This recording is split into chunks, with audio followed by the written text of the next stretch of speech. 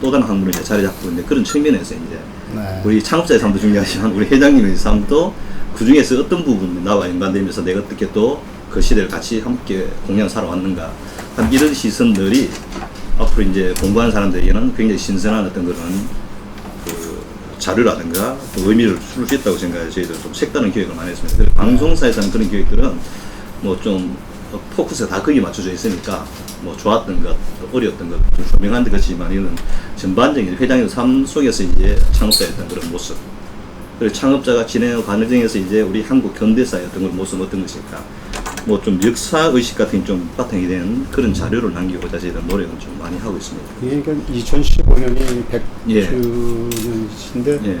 그때를 기해서 그렇죠. 하시는 건가요? 지금 올해는 이제 현대 그룹 성장과 관련된 인물들은 내년에 주변 인물들, 뭐 정치, 학계, 체육계 뭐 이런 부분들, 또 지역사회 개발학교, 지역사회학교라든가 시인학교 뭐 이런 쪽이고, 저희들 가급적 이제 가족까지 다 이게 이제 사업이 어느 정도 성숙되면 좀 각 이해를 해주신다면 가족들까지 하고, 이제 그 다음 단계로 가면 이제 일반 노동자들, 소위 말하는 직업훈련학교부터 나와가지고 거기 뭐 정년퇴직한 그런 노동자들, 또 노조 관련자들을 뭐 해가지고 좀 또 우리 창업자들 부정적인, 근데 그 실체는 잘 드러나지 않지만 부정적인 시선을 갖고 있는 사람 많잖아요.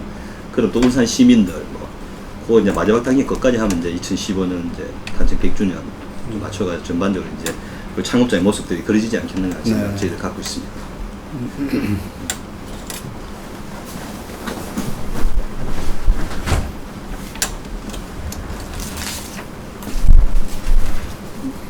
되겠습니까? 어떻든 이렇게 귀한 시간 내주셔서 감사를 드립니다. 아마 이 구술 자료 수집 사업이 우리 현대와 우리 창업자를 올바르고 이해하는 어떤 하나의 어떤 그런 방법이 되리라고 저는 생각하고 있습니다. 좀 구술이 편의를 위해 가지고 호칭을 이제 우리 구술자, 연남자, 우리 창업자 이런 식으로 호칭을 정리하고 시작하도록 하겠습니다. 네. 먼저 우리 구술자의 개인 생애에 대해서 좀 여쭤보도록 하겠습니다. 우리 구술자 유년 시절, 뭐 태어난 때, 생년월일, 고향, 가정 형편 이런 것에 대해서 좀 말씀 좀 해주십시오. 저는 1940년 7월 8일생인데 출생지는 중국 상해입니다. 예. 그래서 저희 부모님이 중국 상해에서 결혼하셔가지고 16년 동안 이제 중국에서 사셨죠. 그래서 저희들 8남매 중에 5남매가 중국 상해에서 났어요. 그렇게 하고 저희들이 이제 44년경에 고향인 이북 황해도 황주, 황해도로 이제 돌아왔죠. 어릴 때 이제 뭐 중국에 있었기 때문에 그렇게 많은 기억이 있지는 않고요. 그다음에 아버님의 고향인 황해도에서도 1년 남짓 살았기 때문에 그렇게 큰 그 기억은 없습니다. 근데 이제 8.15 직후에 이제 산을 넘어서 월남한 거죠.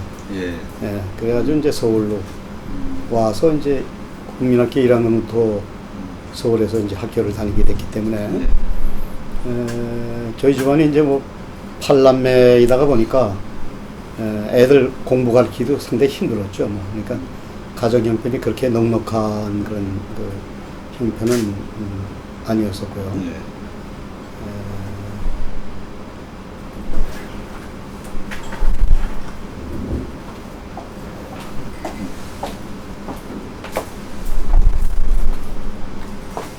네, 고맙습니다.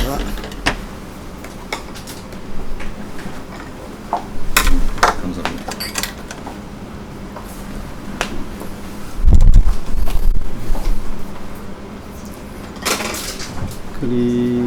여기 뭐 질문 이대로 그냥 쭉 얘기를 할까요? 예.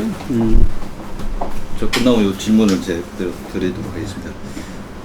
그러면 이제 중국에서 이제 고향으로 이제 오신 거죠, 그러면? 그렇죠. 황해도 아버지 고향으로 왔죠. 황주란 것이 이제 황해도 황주. 황주가 그러면 이제 이 본적이죠, 말하자면. 본적으로. 네, 아버님이 태어나신 곳이기 때문에 아버님 고향이 이제 자식들 고향 아니겠습니까?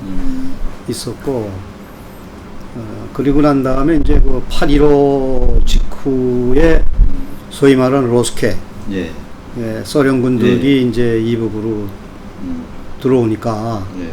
그 당시 아버님이 그 농업학교 교장 선생이었었는데 아, 예. 예, 그때 이제 아버님을 잡으려고 하니까 아버님이 먼저 이제 다 이제 혼자서 이제 월남하셨고 예. 우리들은 한 6개월 정도 있다가 예. 어머님 인설하에 낮에는 여관에서 자고 예. 밤에는 이제 그 야산을 이용해 가지고서 넘어가지고 서울로 왔죠. 팔남매 전부 다 그런 식으로. 그 당시에는 이제 8남매가 아니고 세 사람, 그러니까 3남매가 서울에서 났으니까요. 예. 3남매가 서울에서 났으니까 5남매가 그렇게 됐죠. 5남매가 이제 월남을 하게 됐어요. 예. 그래서 뭐 한 6개월 동안은 또 아버지를 못 찾아가지고 이산 가족이 돼 있다가 예. 그래가지고 한 6개월 만에 아버지하고 다시 만나게 되고 함께 살고 그러다가 얼마 안 있어가지고 또 6.25가 일어난 거 아닙니까? 예. 그러니까 6.25 일어날 때 제가 국민학교 5학년 때였어요. 예. 6.25 때. 그래서 좀 깊은 내용은 모릅니다만은 피란 생활이 상당히 고달팠죠. 6.25가 반발하면서 네. 경기도 광주 쪽으로 저희들이 그 동네 사는 사람들하고 같이 피란을 갔어요. 그래가지고 한 2, 3개월 거기 지나다가 9월 28일 수복, 예. 9.28 수복 때 다시 서울 온 거죠. 그래가지고 또 다시 일사후퇴 때, 그 다음에 일사후퇴 때 중공군이 쳐들어오니까 예. 또 이제 저희들이 남하하게 됐죠. 피란 가서. 기차를 타고 그 추운 겨울에 가가지고 부산에서 좀 있다가 거제도로 갔어요. 예. 그래서 제가 거제도에서 거제 중학교 2학년까지 나왔습니다. 아, 예. 2학년까지 다니다가 이제 서울로 이제 올라오게 됐는데 그때 이제 제가 기억에 남는 것은 중학교 1학년 때에 김영삼 전 대통령이 그 최초로 25살 때에 국회의원에 예. 자유당으로 입후보로 나왔어요. 예. 그래가지고 김영삼 씨가 25살 때에 국회의원이 된 거죠. 예. 그러니까 김영삼 그 당시 의원이 최초로 국회의원이 돼가지고서 축하 콩쿨 대회를 열었어요. 야, 예. 근데 제가 좀 그때 성악을 좀 했기 네. 때문에 중고등학교 합동 이 콩쿨 대회를 열어가지고 제가 이제 우승을 했죠. 예. 1등을 해가지고 그때 김영삼 의원으로부터 상장하고 부상도 받고 예. 그런 기억이 이제 6.25 당시 피난 당시 그 거제도에서 있었던 그 느낌이었었고 그러고서 이제 대학 들어와 가지고서 이제 대학교 2학년 때 4.19가 났죠. 예. 대학교 2학년 때 이제 4.19가 났고 3학년 때 5.16이 났고 그래서 사실 뭐 6.25 동란도 겪어봤고 또 8.15도 사실은 어렸지만은 8.15도 겪고 6.25도 겪고 그리고 이제 그 4.19, 5.16도 겪은 세대라고 볼 수가 있는 거죠. 그래서 뭐 저희들 대학교 때는 뭐 데모들 많이 하고 그러니까 참 공부들도 그렇게 많이 못했어요. 그 당시 4.19 때문에 못했고 그다음에 이제 뭐 5.16 나가지고선 뭐 데모를 하는 건 없었으니까 그리고 제대하고 졸업 63년에 제가 졸업을 했는데 졸업하고서 이제 공군 장교 시험을 쳐가지고 장교가 됐죠. 그래서 공군 소위 임관을 63년에 해서 67년에 제가 이제 공군 중위로 만기 제대한 거죠. 4년 만기 제대를 해가지고 됐는데 그때 이제 제대하고 나서 첫 직장이 현대건설이 아니고 조그마한 이 섬유회사였어요. 예. 그 당시에 나이롱을 주로 하는 회사 중에서 남영 나이론이 있었고 이제 유용 반달표 나이론 회사가 있었는데 제가 유용 산업 주식회사에 이제 들어가서 이제 근무하고 있었는데 이제 잘 아시지만은 이제 공부는 만 4년이고 ROTC가 제가 다녔으면 1기예요. 예, 일기에. 1기. 한 학년 늦어가지고 제가 1기인데 1기들은 2년 만에 제대를 했잖아요. 예. 만 2년 만에 제대하니까 제가 중2 될 때 우리 동기생, 대학 동기생들은 제대를 하고 이제 사회에 다 이제 발을 들여놓은 입장이 됐죠. 이제 그래서 제가 이제 대학 동기들보다는 한 2년 늦게 이제 사회에 나온 게 되지 않았습니까? 이제 그러다 보니까 자꾸만 친구들하고 비교하게 되고, 야, 이거 도저히 이렇게 해서는 내가 앞날이 잘 보이지가 않는다. 그러던 차에 현대건설에서 해외 파견 사원 모집이라는 공고가 나왔어요. 그러니까 정식은 이제 1월 달에들 뽑는, 12월 달, 1월 달에 뽑는 건데, 저희들은 이제 9월에 뽑았어요. 67년 9월에. 그래가지고선 그때 당시 기억에는 한 100여 명이 지원을 했는데, 100여 명 중에서 사무직으로서 2사람, 기술직 2사람에서 4사람을 뽑았습니다.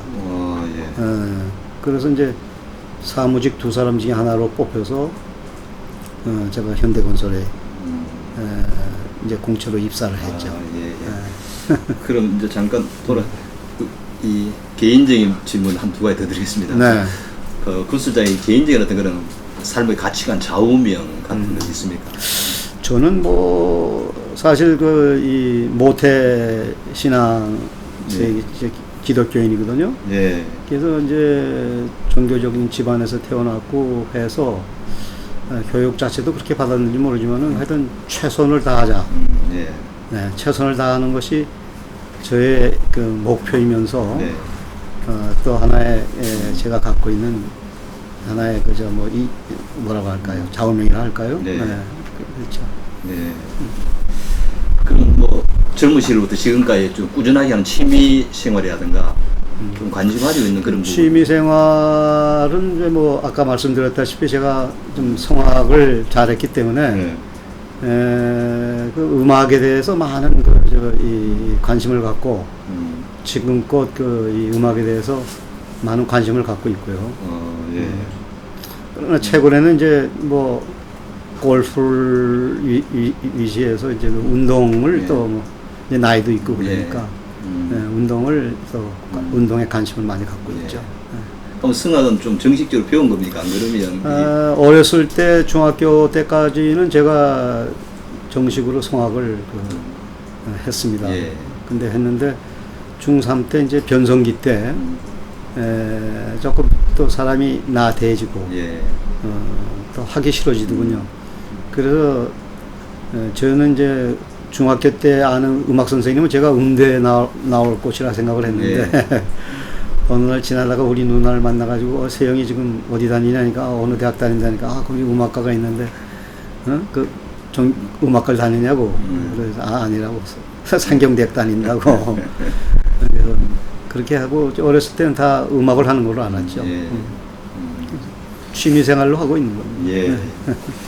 그럼 직장 생활에 좀 여쭤보도록 하겠습니다. 아까 첫 직장부터 간단히 말씀을 했습니다만, 그럼 현대건설에 입사할 때 어떤 포부라든가 목표랑 꿈 같은 게 있었습니까? 사실 뭐 그 당시에 현대건설에 입사하게 된 동기는 아까 말씀드렸다시피 소박하다고밖에 생각할 수 없어요. 어떤 뚜렷한 목표가 있어가지고 내가 꼭 사장이 돼야 되겠다, 높은 사람이 돼야 된다 그런 생각보다는 그 당시에 처해 있는 여건상에 제가 동료들보다 상당히 많이 뒤떨어져 있었어요.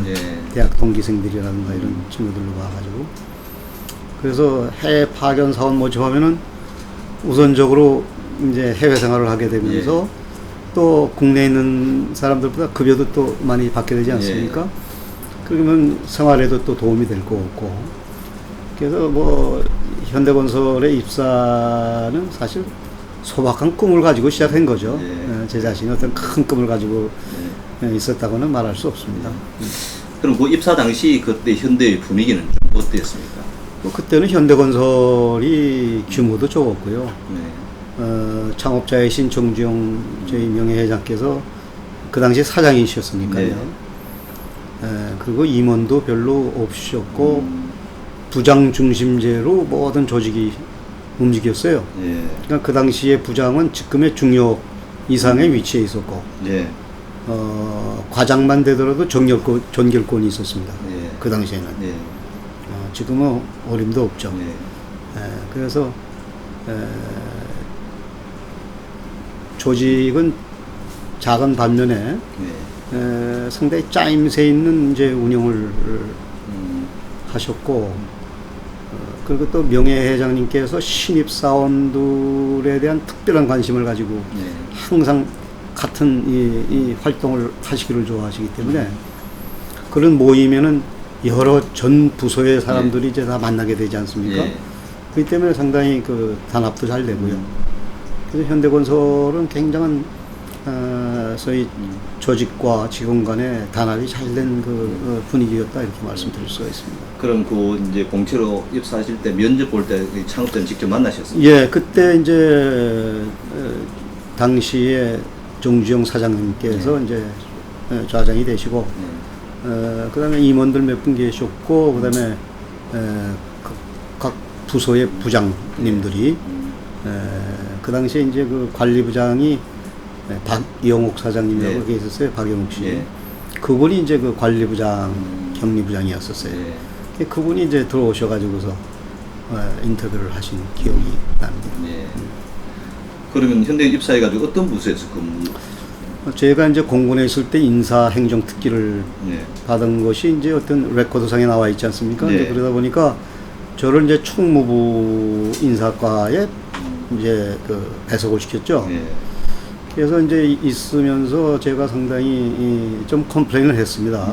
왜냐면 난 해외 파견 사원 모집으로 해서 들어왔는데 나를 이렇게 총무부서에다가 놓는 이유가 뭐냐라고 이제 윗분들한테도 이제 컴플레인을 하고 이제 그랬었는데, 그때에 처음으로 생긴 게 인사경영개선위원회라는 게 생겼습니다.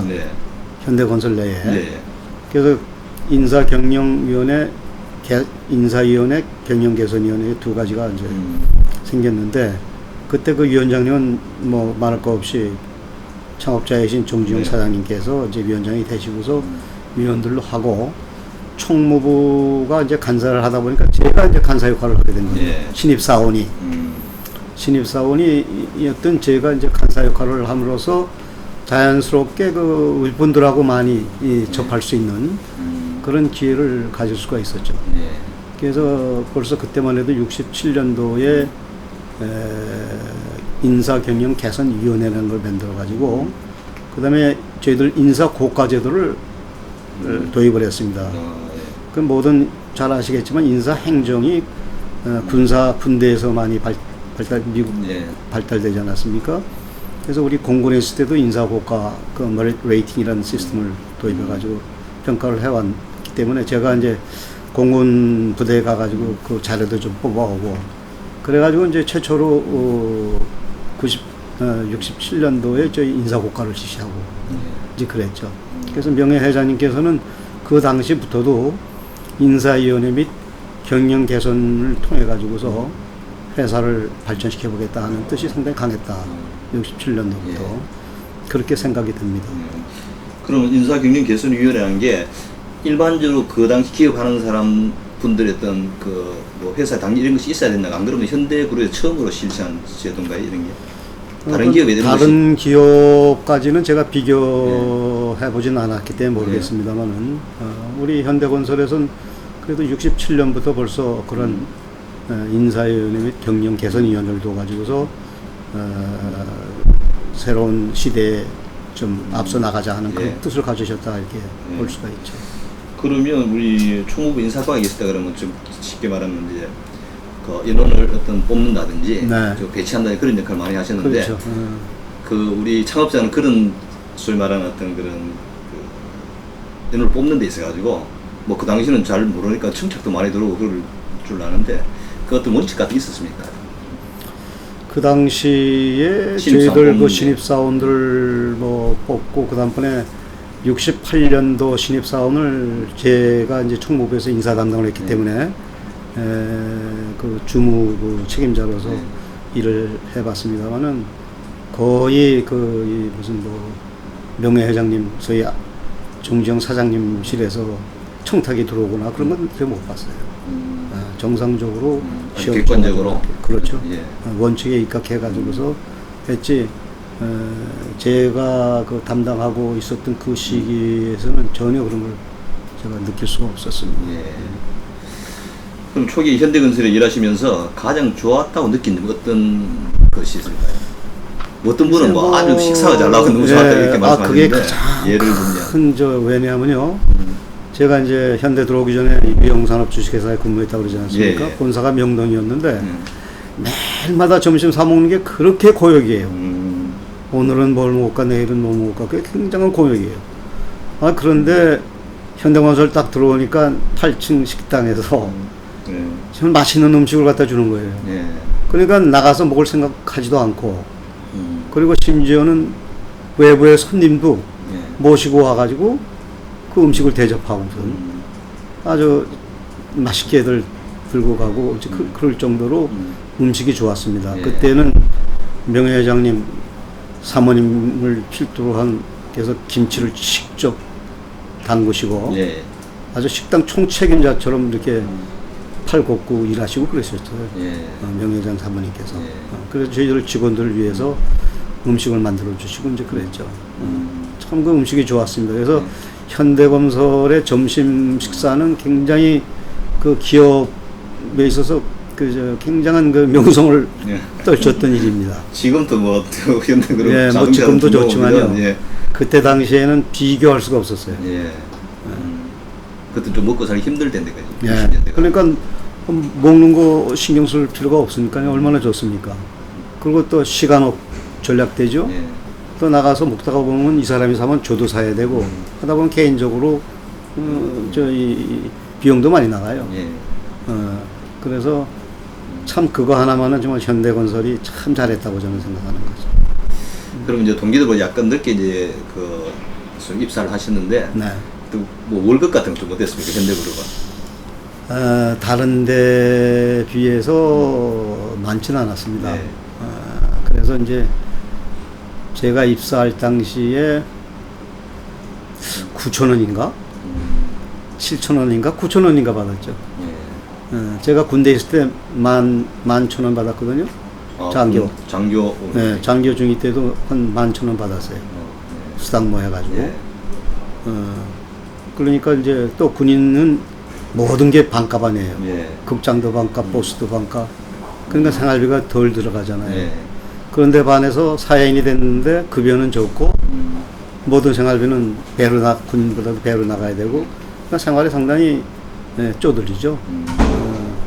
그러니까 하고 미안한 얘기입니다만 그 당시에는 급여가 정상 25일에 나오는 게 이렇게 그게 오히려 정상이 아니었어요. 그 정도로 봉급 제때 못 받는 경우가 많았고 그든 아마 어느 기업이나 다 비슷했을 겁니다. 아마 꼭 비단 그 현대건설뿐만 아니고요. 그런 데에서도 일단 뭐 그것 때문에 회사 그만두게 됐다는 사람은 없었으니까요. 결혼은 언제 하셨습니까? 저는 결혼을 좀 빨리 했습니다. 그래서 공군 장교 때 이제 했죠. 예. 그래서 이미 지금 장성한 아이들이 있어가지고 직장생활 큰 손녀도 지금 대학교 4학년이고 상당히 저도 빨리 하고 애들도 빨리 하고 그래서 아까 울고 그랬다 그러게 이제 결혼해가 애까지 키우려고 그러면 돈이 굉장히 예. 그렇기 때문에 이제 여러 가지로 판단해서 해외 파견 사원 모집을 아주 단순한 생각을 가지고서 예. 이제 했죠. 근데 결과적으로 저한테는 상당한 기회를 줬던 기업이었다 이렇게 예. 생각합니다. 그럼 이제 현대건설에 계시면 여러 공사에 많이 참여하실 텐데 가장 처음에 참여하는 공사는 근데 이제 어떤 거죠? 현대건설에서 이제 아까 잠깐 말씀드렸습니다만 예. 이제 제가 본래 이제 해외 파견 사원 모집으로 들어왔기 때문에 총무에서 그렇게 오래 있질 않았어요. 한 1년 정도 있다가 예. 외국 공사업을 하는 소위 해외 공사 담당하는 부서가 예. 있습니다. 그 당시에는 외국 공사업이라고 했습니다. 예. 요새는 해외 영업사업본부인가 뭐 그러는데 외국 공사부에 이제 전배가 된 거죠. 예. 그래서 이제 거기에서 비로소 국내 담당 공사가 아니고 예. 해외 공사죠. 를 담당을 시작을 했죠. 했는데 사실상 현장의 관리라든가 자재라든가 이런 그 현장에 파견되어 있는 인원이 아닌 저희들은 본사 요원이기 때문에 예. 사실상 그 현장이 어떻게 잘 돌아가고 그건 잘 모릅니다. 예. 다만 이제 매월 이제 기성이 올라가지 않습니까? 예. 시공을 하게 되면은 기성고를 이제 제때 받아와야 될 테니까 예. 그에 받아와야 자재도 살 수 있고 예. 월급도 줄 수 있고 이제 그런 거 아니겠습니까? 그래서 저희들이 이제 월급 기성고를 타러 다니고 한 첫 번째 공사는 지금의 GS 칼텍스가 인천에 탱크 파운데이션을 탱크 예. 스토리지 탱크를 예. 만들었어요. 그때 이제 칼텍스가 이제 미국 그 기름 회사 아닙니까? 예. 그렇기 때문에 해외 담당 부서로 이제 업무가 배정이 돼가지고 그 업무를 가지고서 제가 이제 기성고 타러 다니면서 하는 업무는 해봤지만은 무슨 공사를 직접 담당하거나 그런 건 없었습니다. 그리고 이제 그 해외 공사부도 두 가지, 외국 공사부도 두 가지 업무가 있어요. 소위 계약 영업부, 영업, 그 다음에 계약 사후 관리 두 파트로 나눠져 있죠. 예. 그래서 이제 신규 공사를 개발하고 계약까지 하는 것은 이 계약 부서에서 하고 예. 계약 후 시공부터 관리하는 각 현장하고의 업무 관리는 계약 관리 파트에서 하고 하게 된 저는 영업 파트에 있어가지고 더더군이나 이제 그 시공 공사하고는 그렇게 직접적인 관련이 있지는 않고 신규 공사 따는데 네. 그럼 이 외국 공사부에서 한 몇 년 정도 계셨습니까? 외국 공사부에서 한 토탈 한 4년? 4년 정도 있었는데 그 중에 2년은 제가 파견 나가 있었습니다. 예. 어디 나갔냐면 그 당시에 미국 정부가 군사 원조를 해주면서 비행장 수원, 군산, 광주, 대구 4개 비행장 공사를 그 보강하는 스트렝트닝하는 그런 프로젝트가 있었는데 미국이 한국한테 군사 원조를 하면서 생돈 다 주기 싫으니까 한 11개의 미국 회사를 저희들한테 한국에 준 거죠. 예. 그래가지고 어느 기업이든 이 11개 중에 미국 회사 중에 하나하고 조인트 벤처를 해라. 그래가지고 입찰을 해라. 이렇게 된 거죠. 그래서 이제 뭐 여러 회사 중에서 저희들이 파트너를 물색한 게 이제 빈넬 코퍼레이션이라고 VINNEA 빈넬 코퍼레이션이라는 미국의 큰 그 건설 회사가 있었습니다. 그 회사하고 현대건설하고 조인트 벤처를 했죠. 예. 그래가지고 입찰을 해가지고 저희들이 그 4개 공사를 땄습니다. 예. 따다가 보니까 이제 현장도 있지만 현장을 관리하는 본부가 또 있어야 되지 않겠습니까? 예. 그래서 그 본부를 현대건설 내에 있지를 않고 현대건설 자체도 그때 규모도 적었으니까 예. 사옥이 그래서 저 명륜동 쪽에 한 5층짜리 빌딩이 있었어요. 예. 거기에 저희들이 얻어가지고 예. 현대 빈넬 조인트 벤처 사무실을 내가지고 거기서 제가 한 2년을 근무를 했죠. 그래서 거기에서 이제 그 미국 사람들하고 현대 직원하고 예. 빈넬에서 파견 나온 직원들하고 같이 이제 일하는 데니까 영어로도 잘못하는 영어지만 영어로도 해야 되고 또 모든 그 애드미니스트레이션이 다 미국식 그 애드미니스트레이션 하기 때문에 지금은 이 제락스 카피 같은 게 나와서 많이 복사가 잘 되고 있습니다만 그 당시에는 제락스 머신이라는 거밖에 없었습니다. 그땐 컴퓨터도 없었으니까요. IBM에서 나오는 에딩 머신이라고 플러스 마이너스 하는 그거밖에 없었거든요. 그때 이제 이런 거 선진 소위 오피스 그저 이저 뭔가 이퀴먼트를 많이 다루게 됐죠, 현대가. 그래서 상당히 그 선진화된 그 사무용 기기를 갖다가 사실은 그 빈넬 그 조인트 벤처에서 많이 배웠다고 볼 수가 있습니다. 그러다가 이제 71년에 이제 괌으로 제가 파견 나갔죠. 그럼 현장을 파견 나간 겁니다. 그죠. 현장으로 파견 나갔지만 거기 역시 현장을 관리하는 본부죠. 그러니까 괌에는 어떤 공사를 하죠, 그때? 거기는 아주 복합. 무슨 뭐 플랜트, 주택, 뭐 그다음에 주택, 도로, 전기공사, 하여튼 복합적인 공사였었어요. 그래서 마치 우리나라에서 하는 복합 현장이나 마찬가지였었죠. 거기서 괌에서 이제 모든 게 이제 영업을 했는데 그 당시에 괌이 U.S. 테리토리 아닙니까? 이제 그래서 모든 게 이제 미국 스탠다드에 의해서 이루어졌기 때문에 지금 우리 오비들이 됐지만은 우리 많은 계열사의 CEO들이 괌 출신들이 태반이었습니다. 그것은 왜냐하면은 괌에서 그만큼 선진화된 그러한 그 행정과 그다음에 사무기술과 또는 기술직들이 많이 거기서 경험을 쌓죠. 그래서 그분들이 성장해가지고 뭐 전자사장, 뭐 건설사장, 뭐 상당히 많이 일어났죠. 그 심연영 씨도 그 괌 출신입니다. 심연영 회장도. 그 창업자가 그런 뭐 의도가 있은 겁니까, 그러면? 그 당시는 이제 그 저희들이 현대가 또 가장 특색이 있었던 것은요. 현대 들어오니까 영어 시험을 치렀어요. 1년에 한 번씩. 그 정기적으로. 산에. 직원들 대상으로. 영어하고 회화 시험을 치러가지고 거기서 A를 맞으면은 특별 영어 수당을 줬습니다.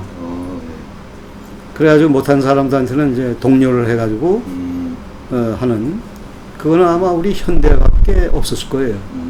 그것은 저 창업자이신 명예 회장님께서 소위 앞으로 사업을 영위하기 위해서는 영어가 필수다 이렇게 생각하신 거죠. 상당한 그 오랜 초기부터 영어의 중요성을 가지고서 하고 영어 잘하는 사람한테는 또 진급할 때 가중치를 좀 주고 그랬었어요. 한동안 그랬다가 나중에 그게 없어졌죠. 평준화되면서. 그만큼 제2외국인 영어에 대해서 명예회장님께서 창업자께서 상당히 관심을 가지고 보셨죠. 그러다 보니까 괌에 가서는 뭐 배우지 말래도 영어로 해야 되는 거고 그러니까 영어를 하게 되니까 사무직이든 기술직이든 영어를 잘하게 되는 거죠. 그 당시 외국 공사부에 있을 때에 솔직하게 지금 말하면 싫어할지는 모르지만 기술자들 영어 제대로 못했습니다. 대학 나와서도. 그렇겠죠. 그래서 해외에서 이 정도 되는 그 시방서가 옵니다. 견적을 하기 위해서 입찰 서류가 오죠. 이만한 시방서가 오면은 그걸 전부 외국 공사부에 있는 우리들이 전부 해석하는 거예요. 그리고 견적하는 사람은 그걸 보면서 견적해서 견적 숫자를 우리한테 주면은 우리가 또 타자를 다 찍어가지고 그래서 견적서를 만들어가지고 해외 입찰을 하고 이제 그랬죠. 그 세월이 이제 지나다가 보니까 이제 기술자들도 이제 경험을 쌓게 되잖아요. 그러니까 이제 어느 정도의 영어는 다 하는 거예요. 그러니까 이제 사무직에 이제 더 이상 그 필요가 없어지는 거 아니에요. 그렇죠? 그 영역이 점차적으로 없어지면서 그만큼 우리 현대 그룹의 모든 직원의 능력이 굉장히 향상돼 될 수 있었던 거죠. 그래서 하여튼 뭐 많이 들으셨겠습니다만은 태국에서 우리 파타니 나라티아라는 하이웨이 프로젝트를 했을 때 300몇만 불짜리 공사였지만은 그 실제로 들어간 코스는 어마어마하게 들어갔다는 거 아닙니까? 다른 회사 같으면 벌써 뱅크럽트 됐죠. 근데 그 당시에 운이 좋게도 현대건설이 그때 베트남에서 월남에서 네. 그 준설 사업도 하고 뭐 하는 거로 돈을 많이 벌었거든요. 그래서 이제 거기에서도 이제 막아주기도 하고 뭐 하고. 그러나 명예회장님께서는 그걸 돈을 잃었다고 생각하시지 않고 소위 그 국제 수준의 규격에 맞는 건설 시공을 할 수 있는 경험을 최초로 우리 한국 업체로서는 최초로 가졌다고 아주 자긍심을 갖는 거죠. 그런 데에서. 네. 그것이 아마 어떤 큰 여러 가지 힘이 됐을 것이라. 그럼 이 경부고속도로 입찰을 할 때는 좀 어떤 과정이 있었는지? 뭐 경부고속도로는 뭐 제가 직접 관여를 안 했기 때문에 말씀드릴 수 없습니다만은 어떻든 그 당시 우리나라 건설부에서 책정했던 예산보다는 굉장히 절감된 예산을 가지고서 시공을 했어요. 그것은 이제 그 당시에 우리나라가 돈이 뭐가 있었습니까? 돈도 없는데 처음에 그 건설부에서 시공 그 설계를 했을 때는 거의 직선 코스를 하다가 보니까 터널을 많이 뚫는 그런 예산이 되니까 비용이 굉장히 늘어났지, 예산이. 명예회장님께서는 돈도 없는 나라에서 무슨 터널을 계속 뚫으면서 가느냐. 조금 우회하더라도 돈을 적게 들이는 비용을 덜 들이는 그런 방향을 해야 되거든요. 그것이 이제 목표 들어간 거죠. 그래서 경부고속이 뭐 현대건설이 다 한 건 아닙니다만은 그래도 많은 포션을 이제 현대건설이 시공을 하게 되면서 주도적으로 현대고속도로를 할 수가 있었죠. 또 저희들 자료를 보니까 이제 각 공사 중에 이제 우리 창업자 의견 불일치로 어려움이 좀 많았다는 얘기를 좀 들었습니다. 대표 예로 이제 중동 진출이 돼서 이제 창업자하고 정인영 회장님의 어떤 그런 의견 충돌, 뭐 이런 얘기는 좀 들은 게 있습니까? 그 당시 벌써 중동 진출은 75년부터 물론 그 73년부터 중동 진출을 위해서 또 다니셨지만은 실제 공사를 사우디에서 한 거는 75년 말 76년 초기 때문에 이미 그때는 정인영 회장님은 한라그룹을 독립적으로 운영하실 때셨기 때문에 중동 진출에 관련해 가지고 두 분께서 무슨 서로의 다툼이 있었다라고는 저는 생각할 수가 없습니다. 다만 이제 창업자 정지영 회장님하고 한라그룹의 정인영 회장님하고의 소위 캐릭터가 좀 다르죠. 명예 회장님은 그걸 딱 결정하시면은 저 과감하게 밀어붙이시는 그런 추진력을 갖고 강인한 아주 추진력을 갖고 계시지 않습니까? 그런데 반해서 우리 정인영 회장님께서는 굉장히 돌다리도 좀 두드려 가시는 그러한 성품을 가지셨기 때문에 거기에서 상충하는 뭐가 있을 수는 있죠. 그러나 중동 진출 가지고서 뭐 하지는 않았던 걸로 좀 기억이 됩니다. 그럼 이제 괌에서 이제 근무하시다가 이제 국내 괌에는 몇 년 정도 있었습니까? 괌에는 제가 오래 있질 못했습니다. 오래 있질 못하고 돌아와서 72년에 돌아와서 그때부터 이제 현대 건설 내에 현대 조선 사업부라는 게 이제 생겼죠. 그래서 이제 울산 조선소를 그때부터 이제 시작하게 된 거죠. 그때는 이제 현대중공업이 아니라 현대건설 조선사업부였었습니다. 그래서 제가 조선사업부로 배석이 돼가지고 괌에서 와서 그래가지고 현대 중공업 그 초창기부터 이제 사업계획서 가지고 EPB 다니면서 사업계획 인가 맡고 그러고 나서 이제 사실상 저도 현대중공업의 파운데이션 멤버 중에 하나입니다. 사실은 어느 면에서 보면은 직위는 낮았지만은 그렇게 하고 이제 제가 초대 총무과장을 했죠. 울산 73년도 초대 총무과장 돼 가지고 울산에 내려가 가지고서 고생 많았죠. 그래서 거기에서 이제 있다가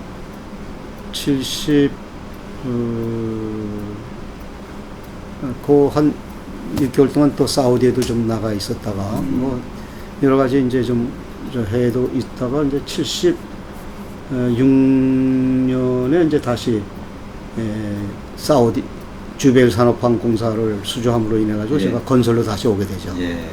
그러니까 그 기간 동안은 72년부터 76년 6월까지는 제가 현대 조선소라는 거, 네. 조선사업소라는 중공업에서 근무를 했죠. 예. 예, 그 이후로 이제 회장님 굉장히 다양하게 많이 이제 옮겨 다시 왔다 갔다 하시는데 그 네. 기록을 보니까 좀 재밌는 기록이 우리 정몽헌 회장님이 학교를 졸업하고 현대 조선영업부 신입사원으로 입사했을 때 우리 군사께서 바로 직속 상사 조선영업부장으로 계셨다는 네, 그건 그때 맞습니까? 영업부장으로 있었습니다. 예. 그때가 이제 서울에 영업부서가 있었기 때문에 예, 예. 서울 영업부장을 제가 하고 있는데 어느 날 명예회장님께서 정몽헌 회장을 하고 함께 오시더니 예. 좀 뭐 일을 좀 시켜라. 예. 그러니까 지금의 인턴 사원이 아니었나 이렇게 생각이 됩니다. 예. 어떤 의미에서는 인턴 사원이었지만은 그것이 이제 그분의 그 현대에서의 업무의 첫 시작이었죠. 그래서 그때 이제 정몽헌 회장님을 그때 처음 제가 만나죠. 네. 우리 창업자에서는 대부분 그 자녀들을 2세대를 그런 식으로 좀 트레이닝을 시켰습니까? 그 정몽헌 회장님 말고도. 정몽준 의원은 그 전에 서울 상대 다닐 때 여름방학에 그게 진정한 인턴 사원이에요. 예. 지금 많은 인턴 사원이 그 당시에는 없었습니다만은 명예회장님께서 벌써 그런 생각을 하시고 그런지 모르지만은 어느 날 방학 때 제 방에 오시더니 정몽준 의원하고 오시더니 그때 학생이었으니까 예. 좀 뭘 배우게 하라. 예. 그래가지고서 그냥 앉아가지고 서로 씨름하면서 이것저것 의논하고 그런 적이 있었어요. 방학 동안에. 예. 방학 동안에 아마 그 정몽준 의원께서 처음으로 현대중공업을 접한 게 아마 그때가 73년인가? 대학교 하여튼 3학년 때인가 그랬으니까 2학년 3학년 때. 인턴 사원 한삼이죠. 중공업을. 예. 그럼 지금 기록을 보니까 우리 회장님께서는 또 이제 77년에 현대건설 상무로 승진했다는 신문 기사 내용이 있습니다. 그럼 이제 현대건설에서 현대중공업 갔다가 또 현대건설 상무로. 그러니까 현대 조금 아까 말씀드린 대로 76년 6월까지 현대중공업 영업부장에 있다가 예. 건설이 주벨 산업항공사를 땄죠. 예, 예. 이제 거기에 이제 소위 관리 요원이 영업하면서 관리 요원이 필요한 거죠. 그렇죠. 그래서 저를 다시 이제 중공업에서 건설로 오라 그런 거죠. 그래서 76년 7월에 제가 제 생일날 비행기를 탔습니다. 네. 생일날 비행기 타고 이제 사우디로. 그래서 비행기 속에서 제 생일을 맞이했는데 그때가. 그래서 76년 8월에 제가 중동을 갔습니다. 그래서 거기서 쭉 일을 보게 됐으니까. 네. 그래서 그때까지만 해도 제가 이제 7월까지는 부장이었었어요. 네. 그러다가 76년 9월인가 10월에 제가 중역 이사가 됐습니다. 네. 그 당시엔 뭐 이사 대운이 뭐 이런 게 없었죠. 그냥 이사. 이사가 되고 아마 1년 있다가 제가 상무가 됐을 거예요. 또. 네. 그래서 아마 그 기록이 67년에 건설 상무가 되어 있다는 것은 77년에. 77년, 76년 7월에 제가 다시 현대건설로 전속으로 전배가 됐고, 네. 그러면서 사우디에 와 있으면서 그 이듬해에 다시 이제 상무가 된 걸로 내가 기억을 하고 있습니다. 그 비교 인사이동 기간이 굉장히 좀 짧다는 느낌이 굉장히 많이 받았습니다. 또 업무도 그렇고. 근데 이제 업무에 있어서 좀 그 적응하는데 좀 어려운 거 없었습니까? 글쎄, 그 영업의 ABC는 어느 업무나 사업이나 비슷한 거거든요. 예. 그래서 물론 건설이다, 중공업이다, 하는 아주 근본적인 네이처는 다르다면 영업이라는 분야를 놓고 봐서는 별로 차이가 없는 거거든요. 그렇게 하고 이제 거기다 기초 날래지는 자꾸만 공부를 하고 저도 또 76년에 건설에 갔지만은 본래 현대건설로 들어와서 현대건설에서 모든 걸 경험을 쌓았기 때문에 전혀 그 이질감이 있거나 뭐 그런 건 하나도 없었습니다. 우리 그 정몽원 회장님 처음 뵀을 때 좀 인상은 좀 어땠습니까? 상당히 과묵하고 상당히 과묵하고 이제 저희 뭐라 그러나 진득했어요. 그러니까 화장실 가는 시간 외에는 딱 자기 책상에 앉아가지고 하루 종일 있었어요. 좀 일어나서 어디 좀 왔다 갔다 했으면 하는 생각도 가졌는데 그 양반은 그냥 딱 화장실 다녀오면 보자리 자기 일 찾아서 하고 그런 분이었었어요. 그러다가 이제 75년에 어느 날 명예회장님이 저를 부르시더니 정몽원 회장을 그때 이제 과장 사원이었나 대리였나 사원으로 들어와가지고 이제 과장이 아마 됐을 거예요. 그 정몽원 과장을 같이 세계 일주를 하고 와라. 같이. 그런 지시를 받았어요. 근데 그 지시는 왜 했냐면 그 당시에 그 HMD라고 미포조선이라고 있었어요. 현대 미포조선이 탄생한 거예요. 그 현대 미포조선을 이제 홍보를 해야 되지 않습니까? 그 홍보하는 것은 각 주요 해운 도시, 국제 도시에서 리셉션을 엽니다. 그래가지고 이제 우리 이런 사업을 합니다. 그 선주들 다 모셔놓고 이런 리셉션을 하는 데를 일정을 맞춰가지고 일본, 홍콩, 그다음에 아테네, 아테네, 그다음에 런던, 그다음에 뉴욕 이렇게 일정을 짜가지고 리셉션 스케줄을 만들었죠.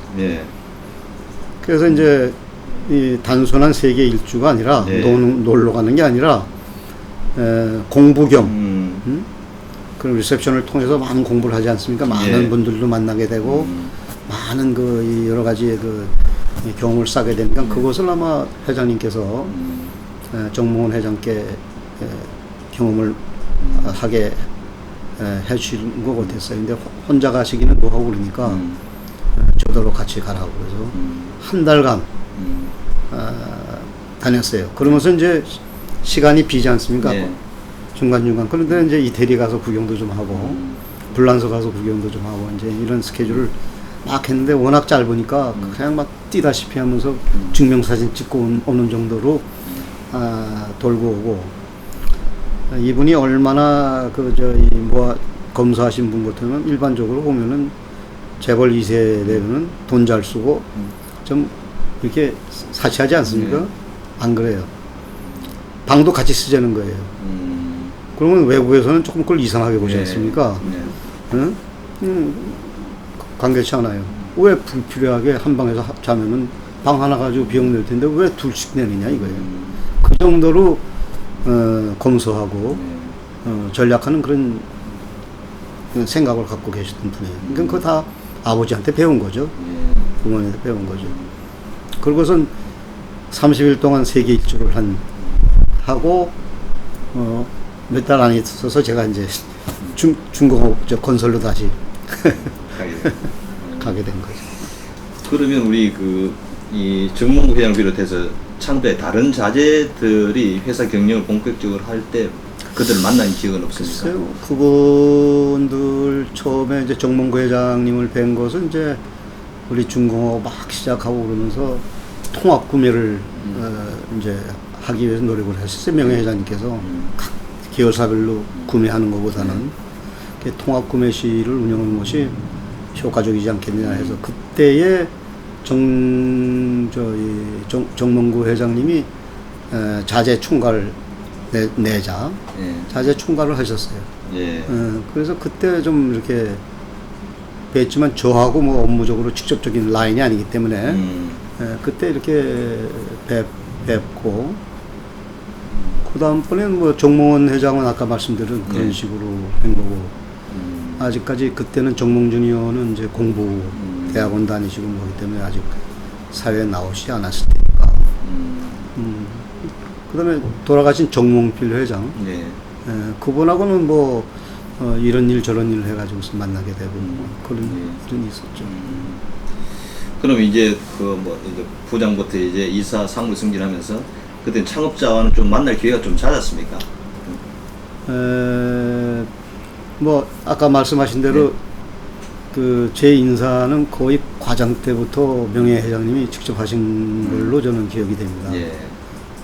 조선사업부로 제 관에서 올 때도 명예회장님께서 너 일로 와서 근무해라라고 저한테 직접 말씀하셨고, 그다음에 뭐 저기 건설로 다시 와라 하는 것도 회장님이 하셨고, 그렇게 하고 워낙 명예회장님께서 하루의 일과는 해외 지점으로부터 보고를 받는 걸로부터 시작을 합니다. 어른께서. 그러니까 새벽 5시부터 이 어른께서는 먼저 일어나셔서 신문 다 보시고 그 시간에 각 해외 지점으로부터 업무 보고를 받습니다. 그래서 제가 그때 8년 한 해에는 아마 365일을 매일 업무 보고를 드렸어요. 전화로. 그렇기 때문에 뭐 많이 명예회장님하고는 접할 수 있는 기회가 다른 사람에 비해서는 좀 많았다 이렇게 볼 수가 있죠. 또 현대건설에 계시다가 또 현대종합상사로 옮겼는데 그 연도는 언제입니까? 그때는 이제 사우디에서 아주 81년도. 81년도에. 네, 81년도 아마 9월인가 10월쯤 제가 현대종합상사로 전보가 됐죠. 예. 그래서 거기서 이제 가서 플란트 사업 본부장을 제가 맡았죠. 이때도 창업자의 뜻입니까? 그렇다고 봐야죠. 뭐 창업자 이쪽 옮긴 특별한 이유 같은 게. 그때는 이제 현대종합상사가 생긴 지가 몇 년 안 됐고, 현대종합상사가 소위 우리 그룹의 트레이딩 암즈라고 그러지 않습니까? 창구라고 그러는데, 소위 그 당시에는 명예회장님께서는 플랜트, 소위 말하는 선박도 마찬가지고, 모든 현대중공업의 영업을 창구를 종합상사로 하고 싶어 하시는 생각이셨어요.